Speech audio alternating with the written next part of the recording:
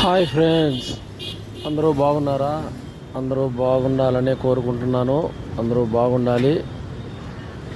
అయితే కంటెంట్ ఏంటంటే, ఎంత దూరం అయినా నేను కారులో వెళ్ళి కారులో వస్తుంటే నాకు ఏమనిపించేది కాదు. ఈసారి చెన్నై వరకు బస్సులో వెళ్ళి అక్కడి నుంచి కారులో తీసుకొని మన నెల్లూరుకు రావాలి. ఎలా ఉంటుందో చూద్దామని వెళ్ళాను. మరి బస్సులో ప్రయాణం కొంచెం కష్టమే అనిపించింది. ఎలాగోలా వచ్చేసాను ఫ్రెండ్స్.